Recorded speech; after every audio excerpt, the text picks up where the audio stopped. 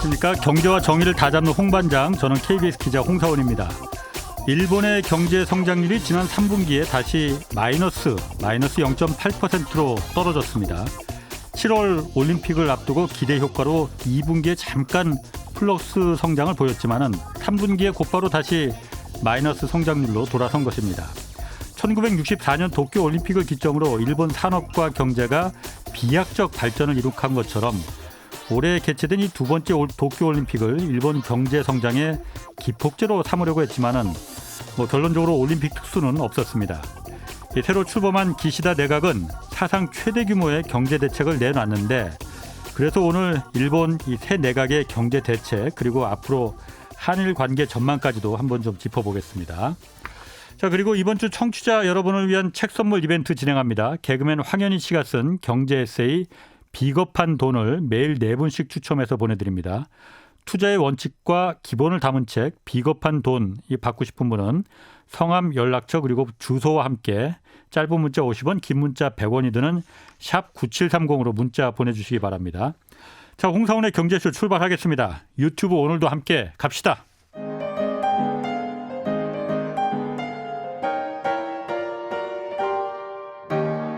대한민국 최고의 경제 전문가와 함께합니다.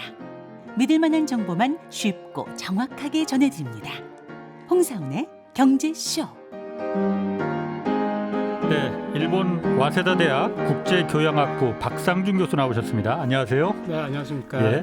자, 워싱턴에서 지난주에 한국, 미국, 일본이 3국 간의 그 외교 차관 회담이 있었잖아요. 그런데 네. 이거 좀 해프닝이 있었습니다. 이거 뭐 해프닝이라고 해야 될지, 원래 3국 공동 기자회견이 있었는데 차관 공동 기자회견이 네. 이게 무산이 돼 버렸잖아요. 네, 네. 이게 우리나라 경찰청장이 독도 방문했다. 그래서 네. 그걸 핑계로 해서 일본이 보이콧했다 이런 얘기가 들리던데 어떻게 된 네. 겁니까? 네, 말씀하신 그대로고요. 일본에서 그렇게 관방장관이 발표를 했습니다. 예. 독도 문제에 대해서 그걸 용인할 수가 없기 때문에 예. 경찰청장이 독도를 방문한 것을, 그렇기 때문에 이제 같이 3자 공동회견은 할 수 없었다. 네. 거기에 대해서 강력하게 항의하기 위해서 그런 이야기 있었고요. 예. 네.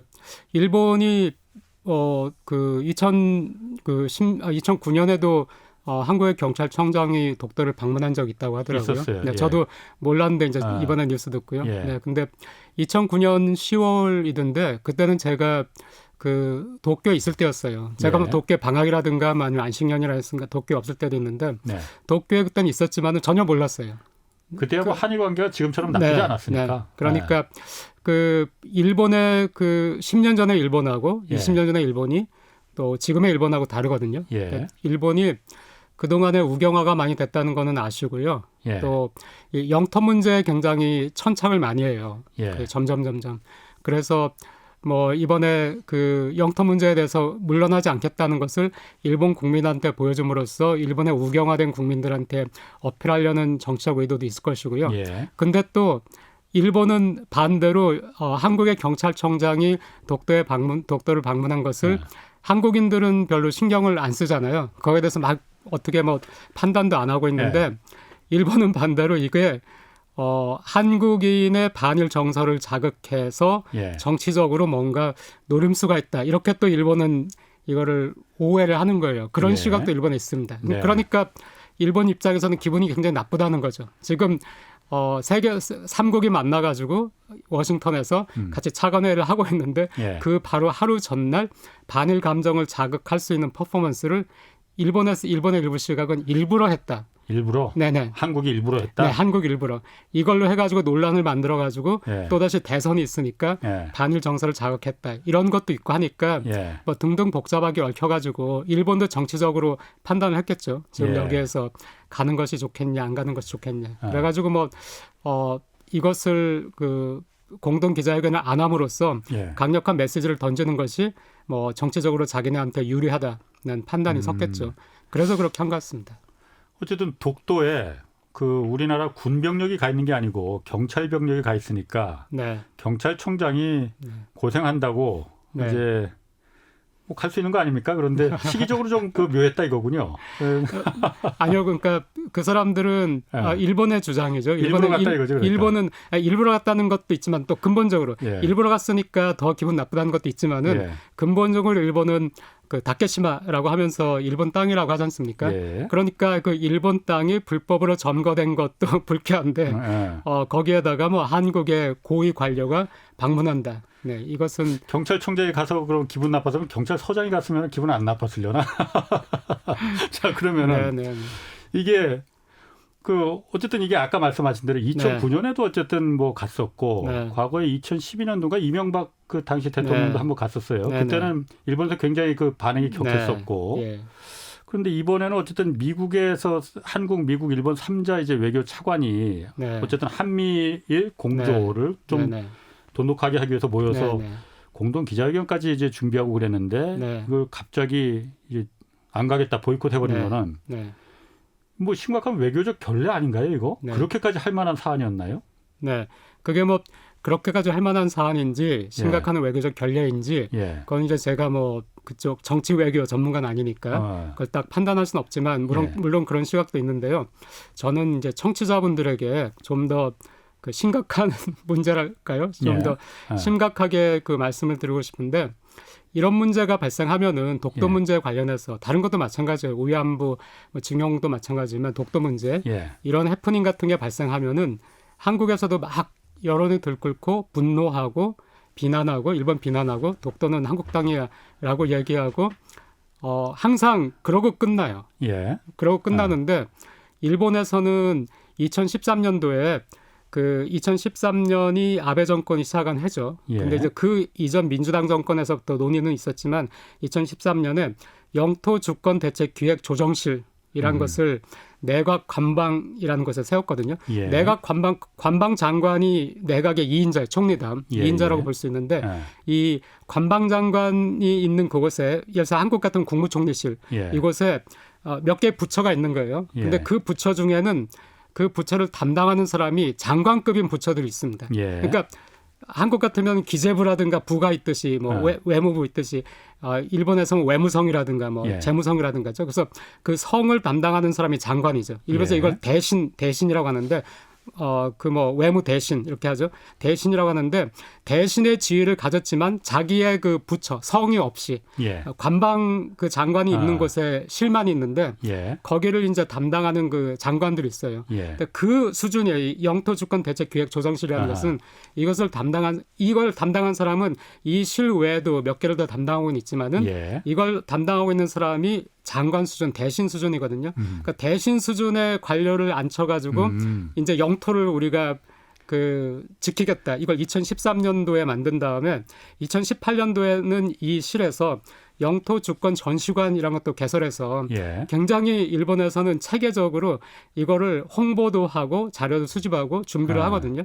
일본이 주장하는 게 그 국제 그 사법재판소 거기 가자는 거잖아요. 한국에 늘. 그러면서 자기네는 국제사법재판소 가서 거기서 심판을 받자고 얘기하니까 자기네가 떳떳하다고 일본 국 내외에 이제 홍보를 하는 거예요. 한국은 왜 떳떳하면 너희가 정말 자신 있으면 왜 안 가느냐. 이렇게 하면서 일본에서는 과거부터 이 조정실이라는 것이 생기기 전부터 일본에서는 이 독도 문제 또 북방 영토에서 러시아하고도 문제가 있고 센카쿠에서 중국하고도 문제가 있죠.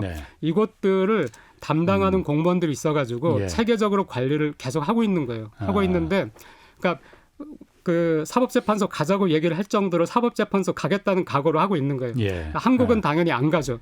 우리 영토라고 믿고 있고 우리가 지금 그걸 실질적으로 지배를 하고 있으니까 당연히 안 가지만은 그 안 가는 데서 멈추고 분노하고 비난하는 데서 멈추면은 계속 일본은 지금 일본에서는 어떤 얘기들을 하냐면은 자 미국한테 지금 심각한 결례라고 했잖아요. 그러니까 미국이 완전히 없앴다 가지고 이 말도 안 된다 여기까지 와가지고 이게 무슨 짓이냐 이렇게 하면 일본도 물러났겠죠.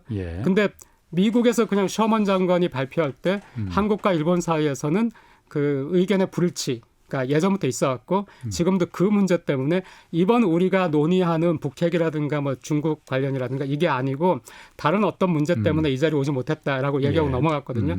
이거를 일본의 또 일부 시각은 미국이 용인했다. 우리는 이게 심각한 결례라고 얘기를 하지만은 예. 일본에서는 심각한 결례가 될 수도 있지만은 그걸 미국이 용인했다.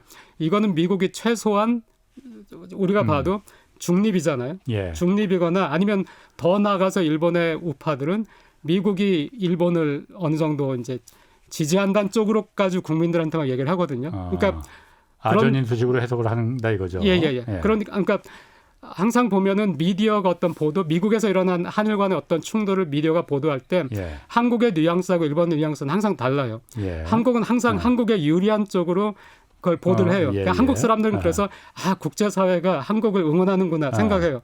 근데 일본에서는 국제사회가 일본을 응원하는 것처럼 미디어가 보도를 해요. 그러니까 일본 사람들과 한국 사람들 사이에서 점점 이 그 독도 문제라든가 위안부 문제를 보는 시각에서 갭이 생기는 건데 제가 말씀드리고 싶은 거는 그러면은 청취자 여러분들도 한번 생각을 해보세요.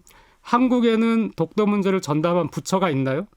아니면 5년마다 대통령 선거가 있는데 정권이 바뀔 때마다 아니면 정권이 안 바뀌어도 마찬가지죠. 예를 들어서 김대중 노무현 아니면은 그 이명박 박근혜처럼 같은 당이지만 대통령이 바뀌었을 때 5년마다 부처가 완전히 쪼개지고 날아가잖아요. 한국은 지금도 얘기하잖아요. 뭐 기재부 어떻게 하겠다 하면서 그 5년마다 부처가 쪼개지고 날아가는데 그러면은 독도를 전담하는 부처가 있는지 아니면은 독도를 전담하는 전문가가 그 공무원 조직 내에 있는지 한국은 국제사법재판소에 간다는 각오로 그거를 위해서 거기 가도 우리가 일본에 대해서 완승을 한다는 각오로 얼마나 준비하고 있는지 한번 청취자 여러분들도 한번 물어보세요. 스스로에게 내가 얼마나 알고 있는지.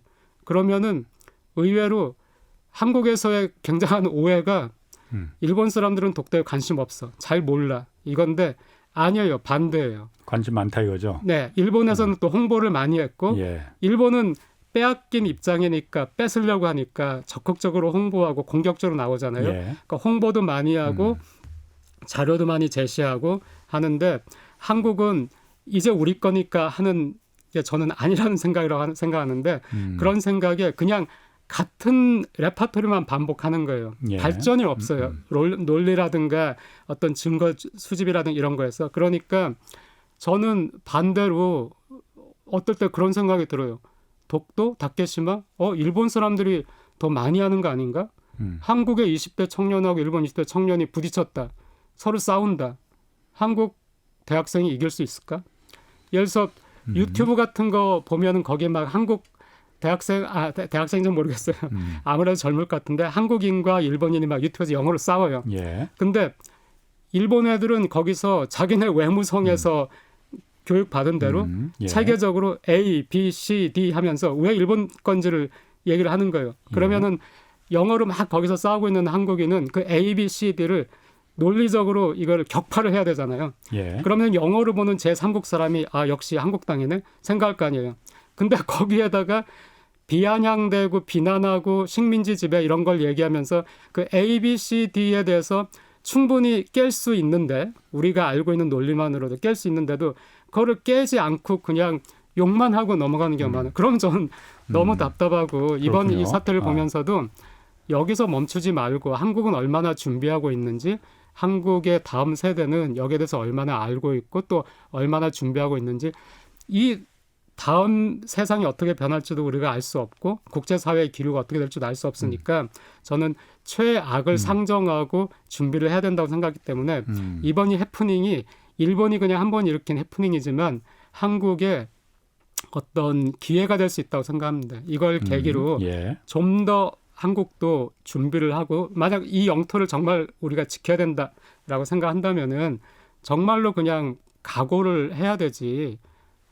그냥 지금처럼 그냥 뭐 우리가 지배하고 있으니까 하면서 이렇게 하는 거는 저는 별로 그렇게 좋은 건 아닌 것 같아요. 그러니까 우리 뭐 이게 뭐 경제쇼 프로그램이니까 이게 다 어쨌든 한국, 미국, 일본 간에 지금 어쨌든 이번에 외교 차관도 모인 게 중국에 대한 견제를 이제 공고하기 위해서 그 경제적인 문제도 다 포함되니까 이런 주제가 이제 나오는 건데 뭐 독도 문제가 사실 일본에서야 그렇게 나올 수 있지만은 한국에서 어차피 거기서 실효적인 지배를 하고 있고 이게 어차피 싸움을 시작하면은 우리가 진창에 빠질 수밖에 없는데 그러니까 철저하게 무시하는 전략으로 가는 거잖아요.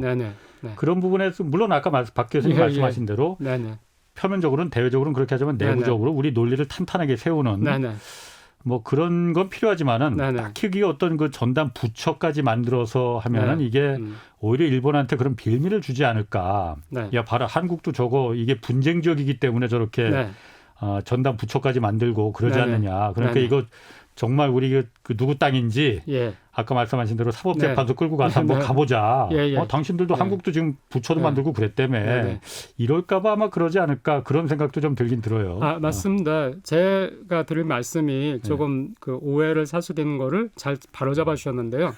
드러내가지고 막 싸우자는 게 아니라 혹시라도 싸우게 됐을 때 이기기 위한 준비를 착실히 하자. 그러니까 드러내놓지 않고. 뭐 그 정도입니다. 그리고 아까 이제 어쨌든 이게 한미일이 공조해서 중국하고 맞선다는 게 이제 미국의 전략이잖아요. 한국하고 일본을 이제 그 동맹국이니까. 미국 입장에서는 사실 아까 말씀하시기에 웬디 셔먼 부장관이 뭐 그렇게 좋게 좋은 게 좋은 거다로 이제 넘어가긴 했는데 사실 그렇게 말하지 않고 달리 말할 수는 없었을 것 같아요. 제가 웬디 셔먼이라 하더라도 야, 일본 왜 그래? 당신들 이러면 안 돼라고 어떻게 혼내줄 수도 없는 거잖아요. 그 자리에서 국제적으로. 그러다 보니까는 겉으로는 그렇게 말했지만 미국 입장에서는 굉장히 당혹스러울 것 같아요. 그리고 또 지금 그걸 바라보는 중국 입장에서는 반대로 매우 흐뭇할 것 같다는 생각이 들거든요. 어떻습니까 이게? 그렇게까지 이번에 이 해프닝이 아주 큰 이슈라고는 제가 보이지 않거든요. 왜냐하면은 지금 현상 유지 그대로라고 보고 있습니다. 지금 그대로가 한미일 공조도 가거든요. 그래서 한국에서 굉장히 그 관계가 악화됐을 때도 지소미아 같은 경우에도 이 연장을 안 하겠다. 이걸 지소미아를 통해서 안 하겠다는 의향도 여러 번 내비쳤지만 결국에는 그냥 유야무야 지소미아 그냥 지금 아무 얘기 없이 흘러가거든요. 그러니까 한미일 공조가 가고 있는 상태에서 일본과 한국 사이에 그 갈등은 계속해서 지금 진행 중인데 이게 같이 가면서 한국과 일본 사이에서는 가끔가다 이렇게 충돌이 발생하잖아요. 그렇지만 이 충돌로 인해 가지고 지금까지 한미일 공조가 깨지진 않았기 때문에 미국도 이걸 그냥 유지하고 가고 있는 것 같고 미국은 어쨌든 한국과 일본이 서로 다투더라도 한미일 공조가 되면은 경제적으로 지금 그 미국은 중국을 배제한 그 블록을 만들고 싶어 하니까 그렇게 되는 것 같고 하지만은 그 한국과 일본이 이렇게 해서 계속 갈등 관계가 있다는 거, 갈등이 야기된다는 거, 이것은 미국 입장에서도 한미일 공조에도 좋지 않으니까 미국은 최대한 그거를 조정을 하든지 아니면은 좀 그 한일 간에 어느 정도 그 수그러들기를 미국 측에서는 원하겠죠. 중국 입장에서는 이번 해프닝 보고 속으로 웃지 않았을까요?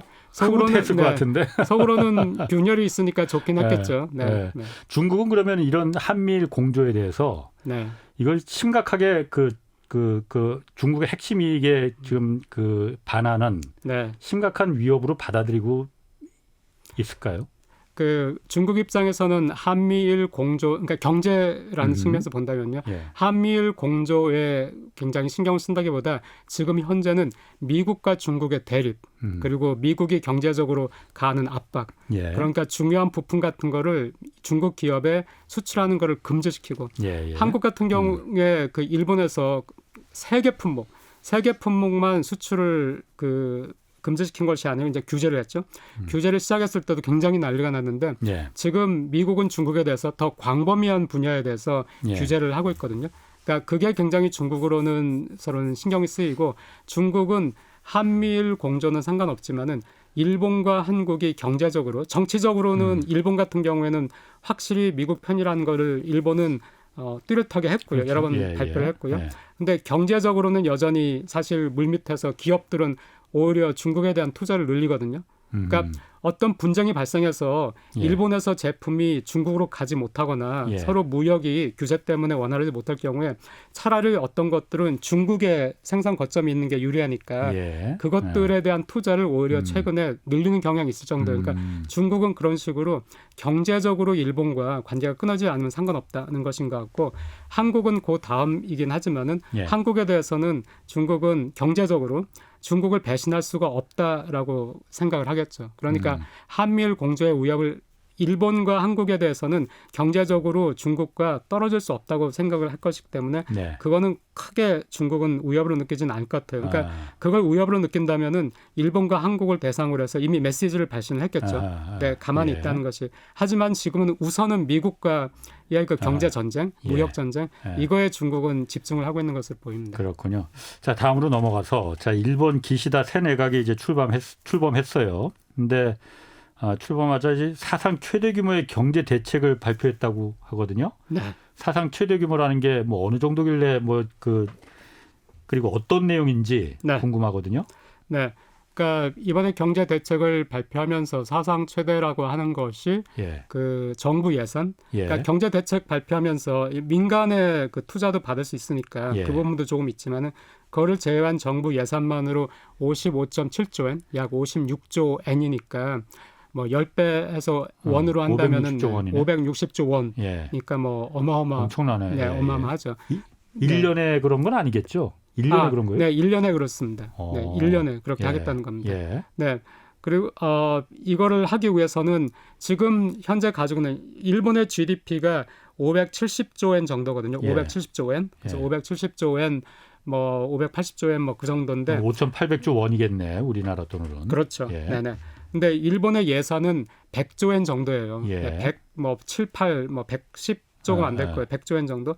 100조 엔 좀 넘죠. 그러니까 100조 엔 정도니까 일본은 좀 계산하기가 편해요. 100으로 생각하고 하면 되니까. 근데 일본 예산이 100조 엔 정도인데 이번에 절반이네. 추경. 이걸 하기 위해서는 기존 예산에서 이미 그 과거부터 이제 추진했던 게 있겠죠. 있지만은 돈이 부족하니까 추경을 해야 되지 않습니까? 그 추경이 32조 엔 정도의 추경을 지금 생각하고 있으니까 100조 엔이 예산인 나라에서 32조 엔의 추경이다. 30%의 추경이다. 하니까 굉장히 와, 이 나라 빚도 많은데 이래도 되나? 뭐에다 그렇게 쓴다는 거예요? 네. 그게 분야가 네 군데예요. 네 군데로 나눠가지고 코로나 대책이라는 거. 그러니까 지금 코로나로 피해를 받은 사람이라든가 뭐 그 코로나 때문에 그 격차가 커졌으니까 저소득층을 지원한다든가 예를 들어서 뭐 그 주민세가 비과세되는 그러니까 소득이 낮으면 주민세가 비과세되죠. 그 주민세가 비과세되는 계층에 대해서는 18세 미만의 그 계층에 대해서는 그 세대당 10만 엔 을 이제 지급한다든가 100만 원 정도. 네네네. 그런 코로나 대책이 있고요. 또 이제 경제 활동이 재개되잖아요. 그러니까 뭐 예전에 일본에 있었던 뭐 말도 많고 탈도 많았던 Go to Travel, 네 그런 거에 이제 준비하는, 네네. 거기에 또 예산이 들어가야 되고요. 또 그 다음에는 크게 들어가는 것이 성장 전략. 예전부터만 성장 전략이 있었지만 굉장히 성장 전략 얘기를 많이 해요. 그래서 그 10조 엔 규모로 대학 펀드 같은 거 만들고요. 이것도 참 제가 말씀드리고 싶은데 일본에서 그 한국에서 그런 말을 많이 들어요. 경제가 안 좋고 하면은 먼저 연구비가 깎인다는 거예요. 그러니까 대학 교수들이 요즘은 경제 안 좋아서 연구비가 팍팍 깎인다. 작년에 있었던 연구비도 막 팍팍 깎인다. 연구비가 깎인다 이런 말 들었는데 제가 일본에 20년 넘게 살면서 대학 당국으로부터 연구비 깎인다는 정부가 주는 연구비 깎인다는 얘기를 거의 못 들었어요.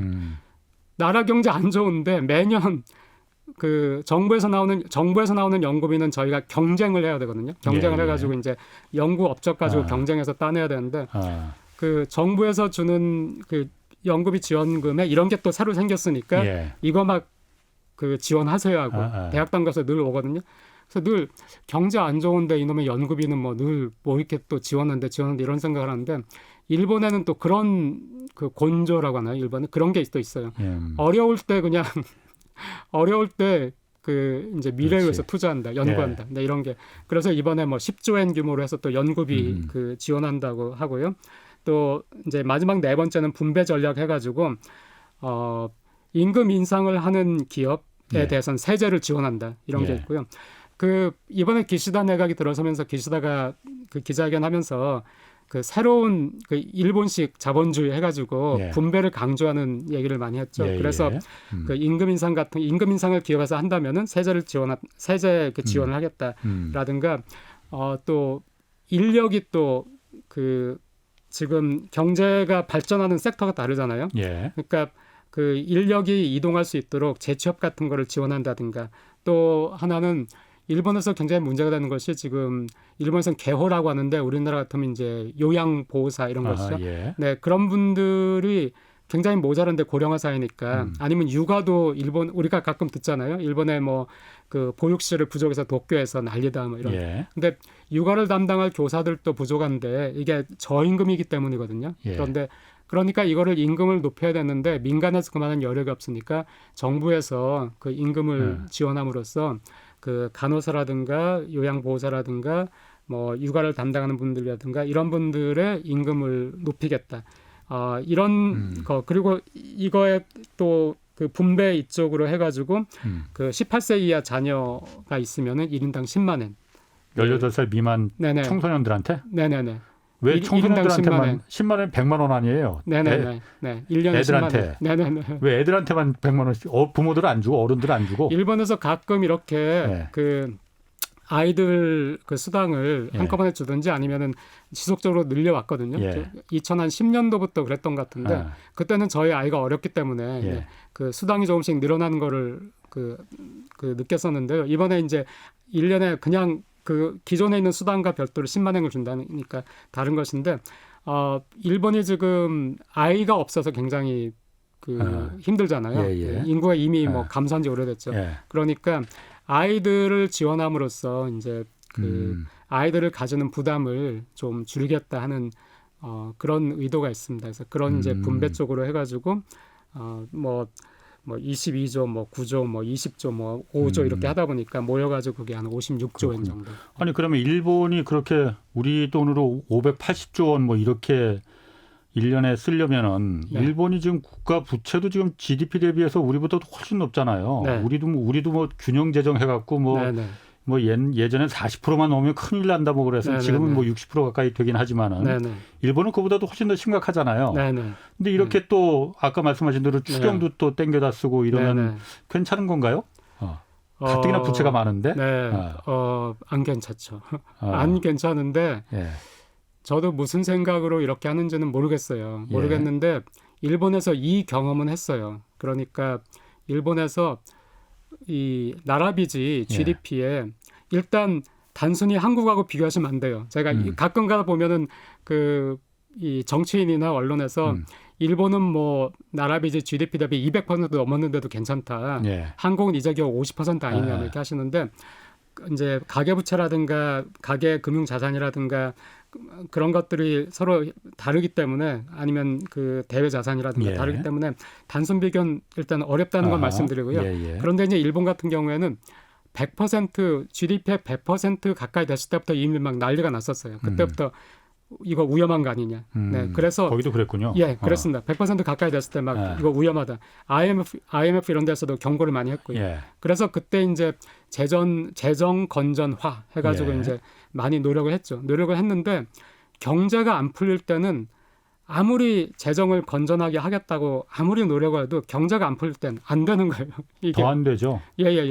돈 쓸 사람이 없었는데 국가라도 써야지. 맞습니다. 그러니까 경제가 안 풀릴 때는 그런 식으로 말씀하신 대로 그 재정을 좀 그 긴축을 하거나 하니까 오히려 경제가 나빠져가지고 세수가 오히려 확 줄어버리는 거예요. 근데 경제가 좋을 때가 있었어요. 2004년에서 2007년까지 또 2013년에서 2019년까지 이 사이에는 그 GDP 대비한 그 정부 부채가 그 비율이 늘지 않거나 심지어 약간 준 적도 있어요. 그러니까 경제가 살아서 세금이 잘 거쳐야 재정이 좋아진다. 이거는 이제 일본 사람들이 경험으로 아는 거예요. 알지만은 지금 현재는 그런데도 불구하고 거의 이 한계점 가까이 왔다고 일본 경제학자들은 생각을 하거든요. 일본의 빚이.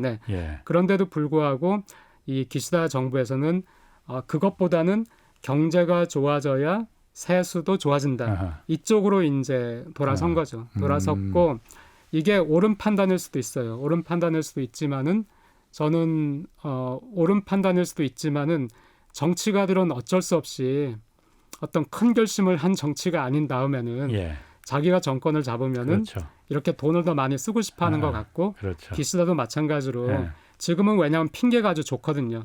이 코로나 때문에 경제가 많이 어려우니까. 그렇죠. 네, 그래서 이렇게 나가고 있는 것 같습니다. 그럼 일본이 그렇게 그 부채가 많기는 하지만은 네. 어쨌든 세계 최대 순채권국이잖아요. 네. 그러니까 다른 네. 나라에 많이 지금 빌려줘서 맞습니다. 그게 전 세계에서 예. 가장 뭐 중국, 독일보다도 더 많다는 거 아니에요? 채권이. 네, 맞습니다. 그러니까 네. 이렇게 국가 부채가 많더라 하더라도 그렇게 네, 네. 큰 문제가 되지 않는다 이런 그 분석들도 나오거든요.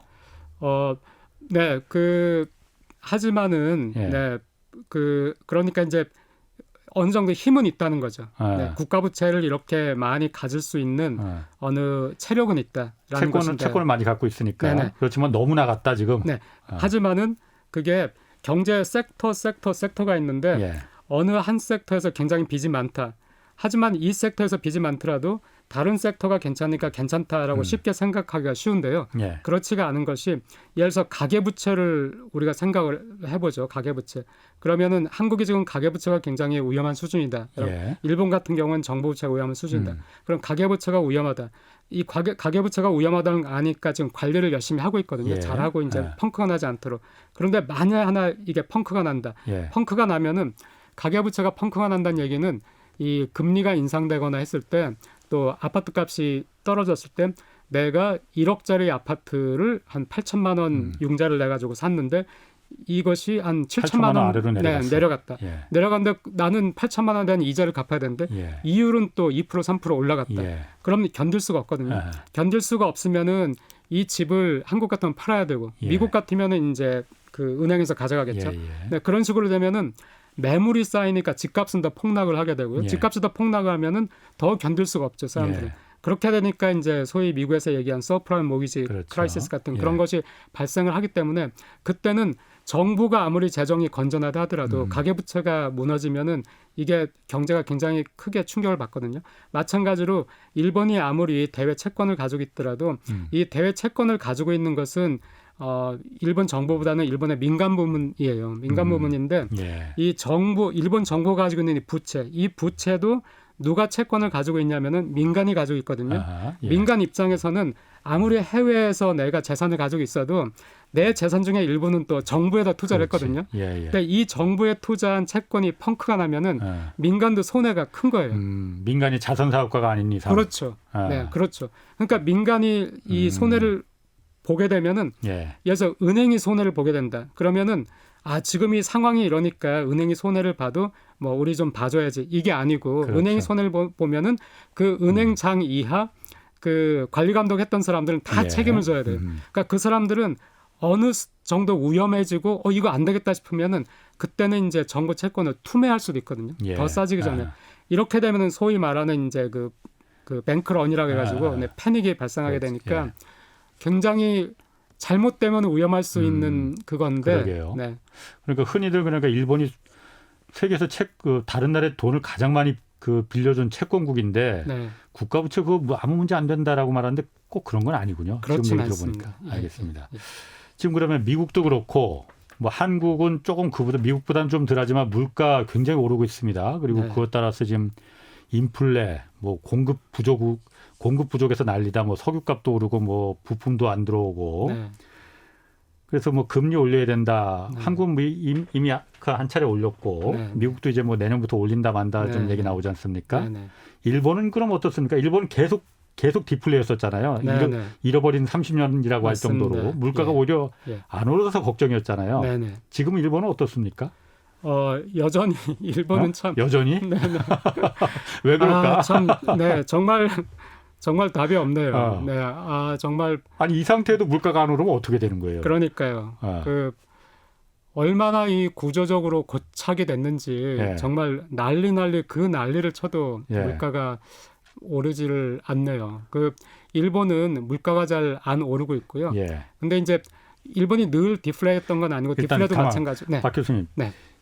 듣는 시청자들이 예. 물가가 안 올라서 왜 걱정인지 네네네. 그런 분들 의외로 많습니다. 네. 일정 부분은 물가가 좀 올라줘야만 이게 경제를 네. 돌아가게 만든 거죠. 그거 네네네. 간단하게 먼저 설명해 주시고 네. 그다음에 일본이 네. 고민 한번 네. 좀 얘기해 주시죠. 그럼 이 예를 들어볼게요. 내가 지금 사업을 하고 있어요. 예. 사업을 하고 있는데 내가 이 컵을 만들어 파는 거예요. 예. 이 컵을 만들어 파는데 이 컵이 지금 100원이에요. 예. 그래가지고 100원으로 생각하고 원재료 종이도 사고 막 사야 되잖아요. 그렇죠. 원재료를 내가 90원을 투자를 했어요. 예. 투자를 해가지고 이 컵 100원짜리 컵을 만들었는데 팔려고 했더니 이게 90원밖에 안 되는 거예요. 컵이 값이 내려서 나는 이거 임금도 못 주잖아요. 망해야 되잖아요. 그러니까 물건이 내린다고 생각하면은 기업가 입장에서 투자를 못 하는 거예요. 할 이유가 없네. 네, 그렇죠.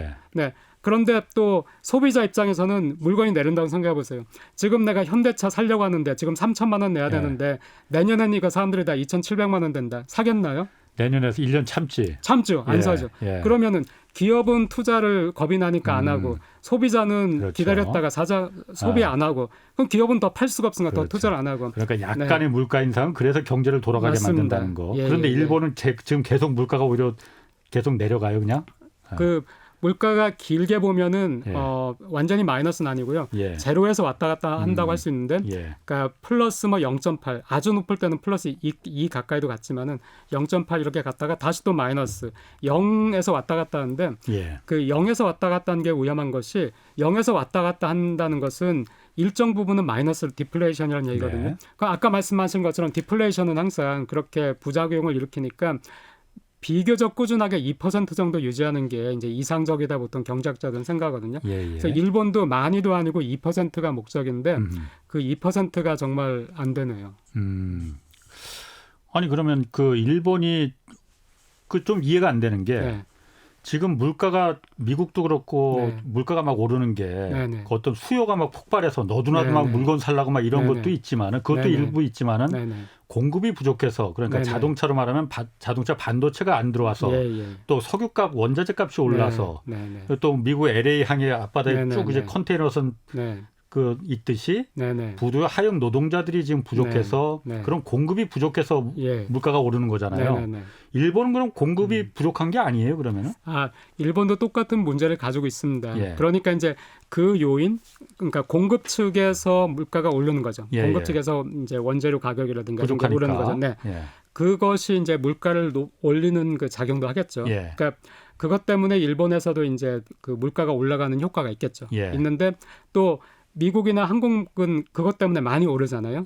근데 미국이나 한국은 그것 때문에 많이 오르는 이유 중에 하나는 거기에다가 수요 측에서 이제 사람들이 코로나도 끝나가고 하고 또 이 경제도 돌고 뭐 그 채용도 좀 약간 풀리고 하니까 더 또 그 보복 소비라고도 하잖아요. 보복 소비. 소비를 또 많이 하니까 물건을 만드는 쪽에서도 그 물가가 올라가는 요인이 있는데 사는 쪽에서도 과거보다 더 살려고 하니까 이쪽도 요인을 만들어냈는데 일본은 아까 그 오프닝 멘트 하실 때 들어보니까 일본이 이번 3분기 때 2분기에 비해서 3분기 때 마이너스 성장을 했다 이렇게 말씀하시는데 일본에서 그 성장이 안 좋은 일본에서 성장이 안 좋을 때는 대개 뭐 때문에 안 좋으냐면 그 소비하고 투자예요.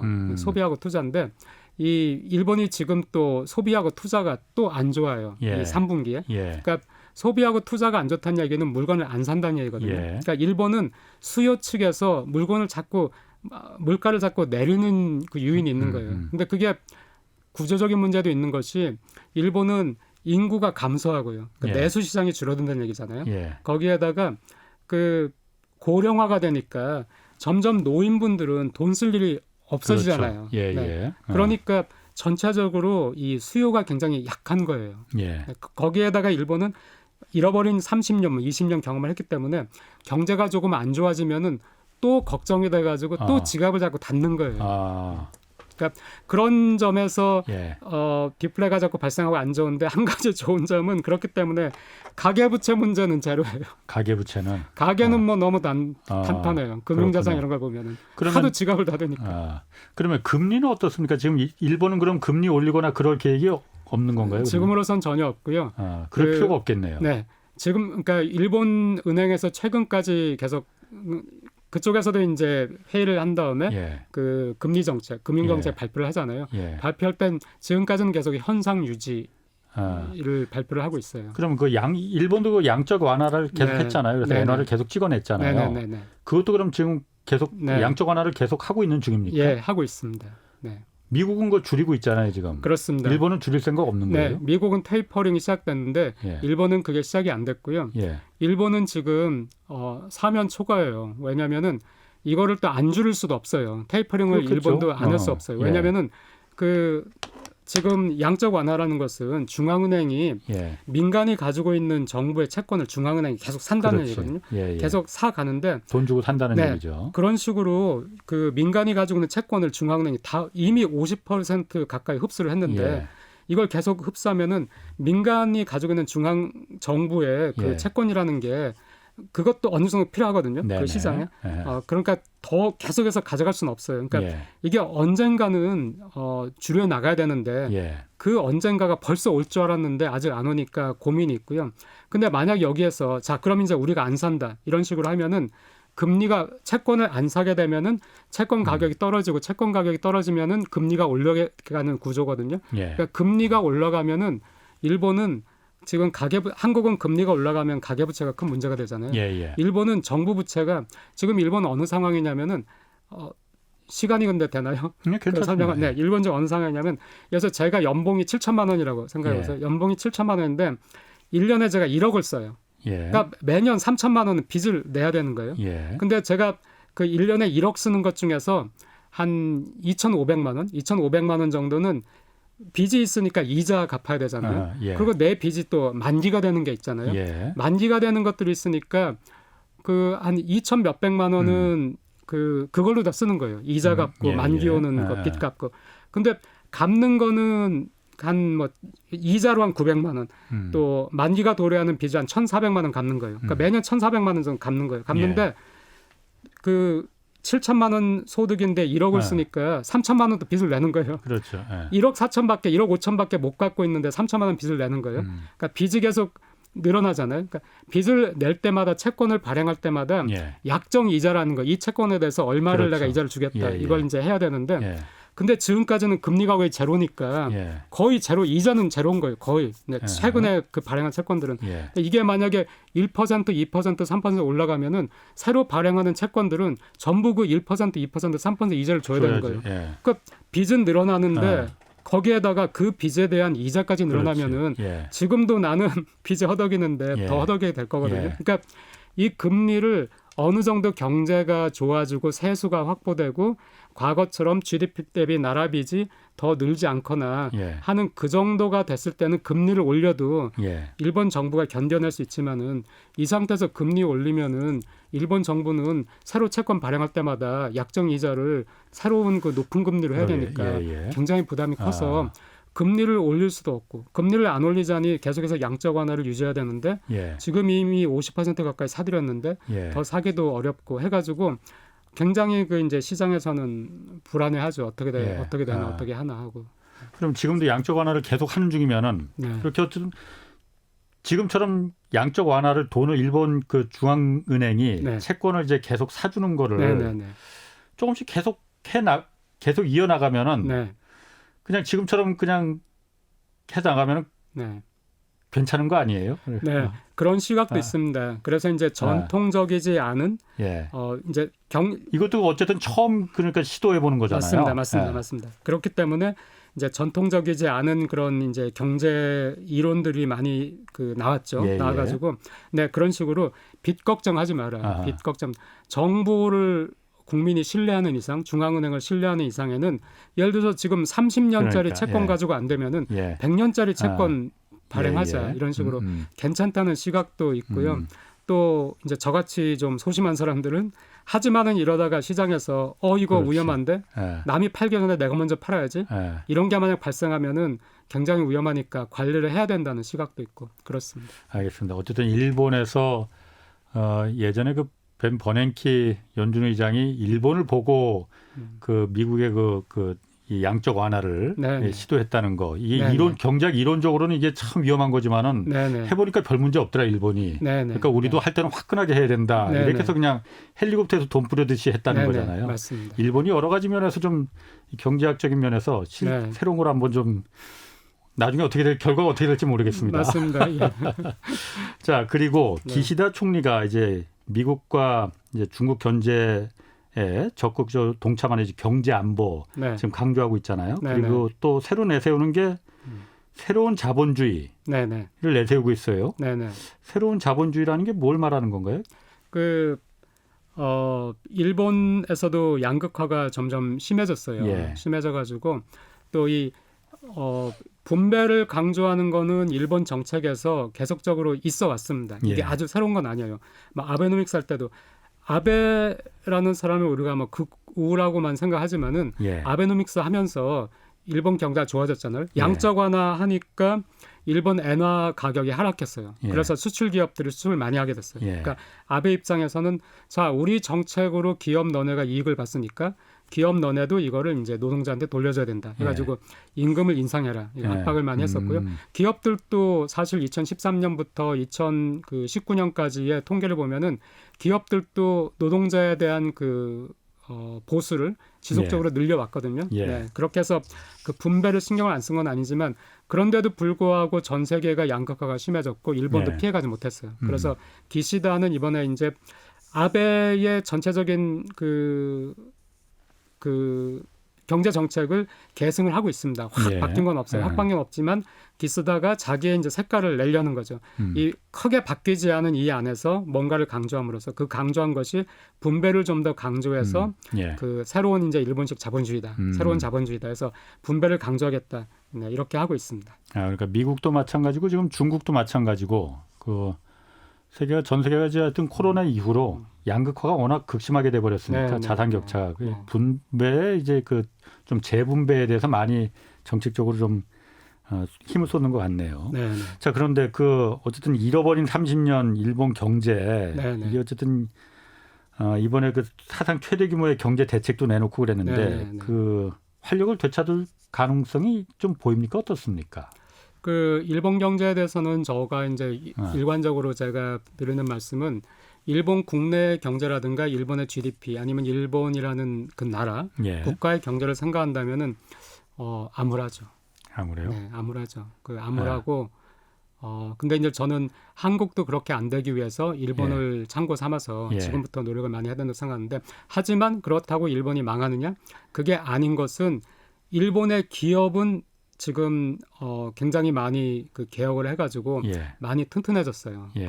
이것도 역시 청취자분들이 아셔야 되는데 아직도 댓글 같은데 이렇게 일본 기사 나오고 하면은 일본 기업 소니고 다 망한 줄 아세요. 다 망하고 이제 남은 거 없는 줄 아세요. 근데 그렇지 않아요. 그렇진 않아요. 네, 소니가 사상 최대 실적을 연거푸 갱신했어요. 그래가지고 근데 다행인 것은 한국의 기업들은 알아요. 그래서 한국의 기업들은 일본까지 날아가가지고 도대체 이놈의 소니가 어떻게 이렇게 성공했느냐 이런 것만 연구하고 하거든요. 하는데 일반인들은 이미 소니 망한 줄 알아요. 그렇지 않군요. 네, 그렇지 않아요. 도요타나 혼다 같은 경우에도 사상 최대 실적 내고요. 전 세계 자동차 판매 생산 최근에 자동차용 반도체 이런 것 때문에 많이 자동차 메이커들이 타격을 받았죠. 마찬가지긴 한데 그 문제가 발생하기 전까지는 도요타 혼다도 전 세계에서 자동차 생산 대수, 판매 대수 이거에서도 신기록도 세우고요. 특히 중국 시장에서 지금 미국과 중국 안 좋죠. 안 좋고 이제 일본은 미국 편에 붙어 있죠. 늘 붙어 있죠. 그런데도 불구하고 일본 기업들은 중국 시장에 대한 전략을 굉장히 치밀하게 하고 있어요. 그래가지고 중국 시장에서 굉장히 잘 나가요. 일본 차들이 사상 최대 실적을 갱신하고 있어요. 그러니까 그리고 또 지금 반도체에서도 대만 TSMC죠. TSMC 유치해가지고 또 거기에서 만든 이제 컨소시엄 같은 거 보면은 미국 기업도 참가를 시키고요. 이런 식으로 해가지고 굉장히 노력을 많이 하고 있고 어쨌든 기업 실적은 그냥 기업 실적 보시면 돼요. 그냥 영업이익하고 순이익 이런 거 그것들은 굉장히 좋기 때문에 일본이 기업이 살아남고 있어요. 그래서 또 기업을 개혁한 또 나름대로 스타 경영인들이 또 있었고요. 그렇기 때문에 기업이 살아있는 한에는 일본 경제는 살아남는다. 하지만은 일본이라는 국가는 고령화와 인구 감소로 인해서 좀 미래는 암울하다. 이렇게 저는 보고 있습니다. 그러니까 기업은 아직까지 그러니까 어떤 그 성장 가능성이 남아 있는데 네. 산업 구조 전체 그리고 일본 사회 자체의 혁신이 네. 지금 부족하다 이렇게 좀 정리를 하면 되겠군요. 혁신보다는 네. 인구 감소를 어떻게 하지 못하는. 네. 그게 가장 결정적인 문제입니다. 네네. 예, 알겠습니다. 고맙습니다. 지금까지 박상준 일본 와사다 대학 국제교양학부 교수와 함께했습니다. 자, 오늘 여기까지 하겠고요. 저는 내일 다시 뵙겠습니다. 지금까지 경제와 정의를 다잡는 홍반장 홍사원의 경제쇼였습니다.